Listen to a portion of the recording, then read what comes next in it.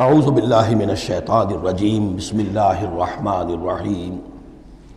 اب جہاں سے جو شروع ہو رہا ہے چھٹے رکوع سے، یہ میں نے آپ کو بتایا تھا کہ یہ غزوہ تبوک کا مسئلہ ہے، اس کا پس منظر بھی بیان کر چکا ہوں۔ سن 6 میں صلح حدیبیہ ہوئی، حضور صلی اللہ علیہ وسلم نے اس کے بعد آپ اپنے پیغامبر ایلچی اپنے خطوط نامہ ہائے مبارک بھیجے، باقی جگہوں پر جو ہوا سو ہوا، لیکن ایک شخص نے کہ جو رئیس بصرہ تھا، شرحبیل بن عمرو غسان کا، اور یہ تھا رومن امپائر کے تابع، ان کا باج گزار تھا، اس نے حضور کا جو وہاں گیا تھا نامہ بر خط لے کر گئے تھے حضرت حارث ابن عمیر ازدی رضی اللہ تعالی عنہ، انہیں قتل کر دیا، شہید کر دیا۔ سفیر کا قتل جو ہے وہ گویا کہ اعلان جنگ ہوتا ہے، لہذا حضور نے ایک لشکر تیار کیا، 3000 مسلمانوں کو جمع کیا، حضرت زید ابن حارثہ کو ان کے اوپر امیر بنایا اور لشکر بھیجا موتا کی طرف۔ یہ جنگ موتا ہوئی ہے سن 8 میں، جمادی الاولیٰ سن 8 میں جنگ موتا ہوئی ہے۔ اس میں ہوا یہ کہ وہاں سے رومیوں کا لشکر آ گیا 1 لاکھ کا، اور مسئلہ یہ پیدا ہوا کہ اب ہمیں مقابلہ کرنا چاہیے یا نہیں، لیکن مسلمانوں نے کہا کہ ہم تو شہادت کے شائق ہیں، شہادت ہے مطلوب و مقصود مومن، نہ مال غنیمت نہ کشور کشائی۔ تو جنگ ہوئی، نتیجہ یہ ہوا کہ حضرت زید ابن حارثہ بھی شہید ہوئے۔ پھر حضور نے پہلے ہی بتا دیا تھا کہ اگر وہ شہید ہو جائیں تو پھر جعفر ابن ابی طالب جو حضور کے چچا داد بھائی تھے، حضرت جعفر طیار، پھر وہ ہوں گے کمانڈر، انہوں نے چارج لیا، وہ بھی شہید ہو گئے۔ ان کے بعد حضور نے فرمایا تھا کہ عبداللہ ابن رواحہ انصاری ہوں گے، انہوں نے چارج سنبھالا، وہ بھی شہید ہو گئے۔ پھر آخر کار حضرت خالد ابن ولید نے خود اپنے ہاتھ میں کمان سنبھالی اور کسی طریقے سے وہ اپنے اس لشکر کو بچا کر لے آئے۔ تو یہ صورتحال ہوئی جنگ موتا کی۔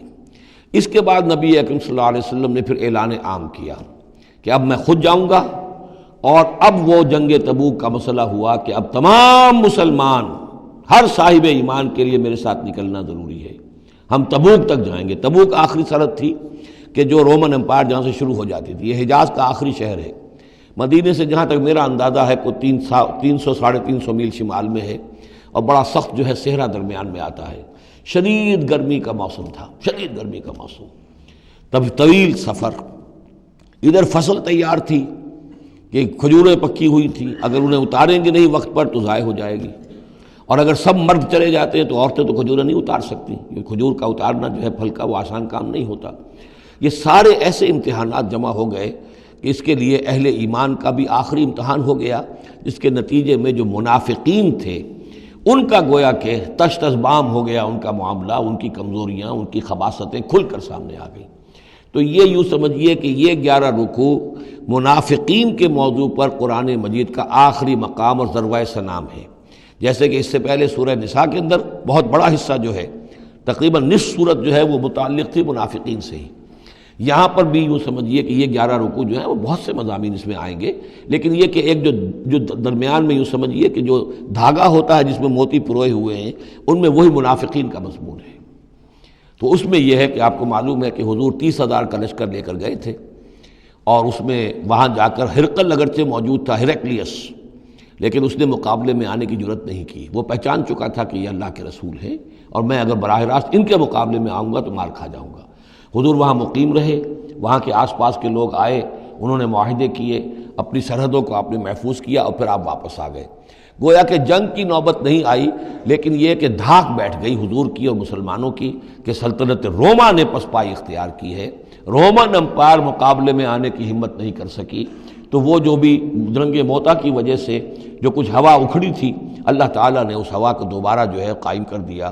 بہرحال اس کے بعد یہ سلسلہ آگے بڑھا حضرت ابوبکر کے زمانے میں، کیونکہ حضور نے اپنے مرض وفات میں بھی ایک لشکر تیار کر دیا تھا، اور زید ابن حارثہ رضی اللہ تعالیٰ عنہ کے بیٹے حضرت اسامہ ابن زید کو اس کا سربراہ مقرر کیا تھا۔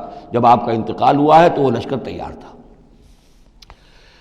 اب اس موقع پر جو منافقین کی جان پر بن گئی، تو خطاب تو شروع ہو رہا ہے یا ایھا الذین آمنوا سے، لیکن وہ بات ذہن میں رکھ لیجیے جو میں نے سورہ نساء میں آپ سے کہی تھی کہ منافقین سے بھی خطاب ہوتا ہے تو یا ایھا الذین آمنوا کے صیغے سے ہوتا ہے، اس لیے کہ وہ بھی مسلمان تھے، ایمان کا دعویٰ کرتے تھے۔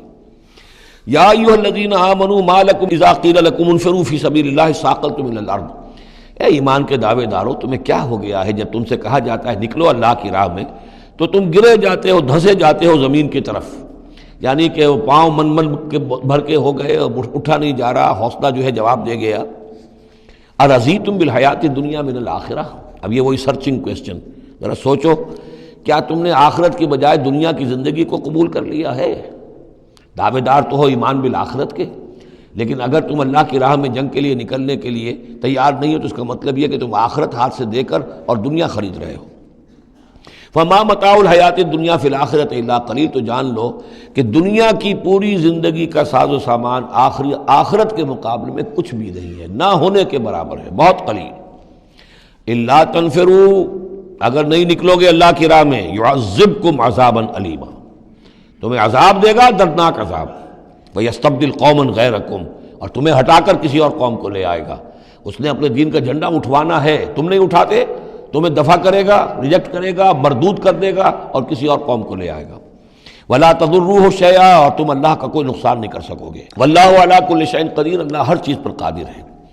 إِلَّا تَنصُرُوهُ، اگر تم ان کی مدد نہیں کرو گے یعنی حضور کی، فَقَدْ نَصَرَهُ اللَّهُ إِذْ أَخْرَجَهُ الَّذِينَ كَفَرُوا ثَانِيَ اثْنَيْنِ إِذْ هُمَا فِي الْغَارِ، جبکہ کافروں نے انہیں اپنے گھر سے اور مکے سے نکلنے پر کر دیا تھا، جبکہ دو میں کے دوسرے تھے، دو ہی تھے، حضور تھے اور حضرت ابو بکر تھے رضی اللہ تعالی عنہ۔ اذ ہما فی الغار، جبکہ وہ دونوں غار میں تھے۔ اذ یقول، یہ غار ثور کا واقعہ ہے۔ اذ یقول لصاحبہ لا تحزن، جب حضرت ابو بکر نے رضی اللہ تعالی عنہ یہ کہا کہ حضور یہ تو پہنچ گئے ہیں غار کے دہانے تک، اگر کسی نے ذرا بھی نیچے جھانک لیا تو ہم نظر آ جائیں گے، تو حضور نے فرمایا لا تحزن، فکر نہ کرو، ان اللہ معنا، اللہ ہمارے ساتھ ہے۔ فانزل اللہ سکینتہ علیہ، تو اللہ تعالیٰ نے تسکین اور سکون نازل کر دیا ان پر۔ وأیدہ بجنود لم تروہا، اور ان کی مدد فرمائی ان لشکروں سے جنہیں تم نہیں دیکھتے۔ وجعل کلمۃ الذین کفروا السفلی، اور جس کا نتیجہ یہ نکلا ہے کہ کافروں کا کلمہ جو ہے وہ نیچا پڑ چکا ہے، پورے جزیرہ نما عرب کے اندر اللہ کا دین جو ہے غالب آ چکا ہے۔ وجعل کلمۃ الذین کفروا السفلی، اللہ نے بنا دیا ہے کافروں کی بات کو سب سے نیچے۔ وَكَلِمَةُ اللَّهِ هِيَ الْعُلْيَا، اور اللہ کا کلمہ تو سب سے اونچا ہے ہی۔ وَاللَّهُ عَزِيزٌ حَكِيمٌ، اللہ تعالیٰ زبردست ہے، حکمت والا۔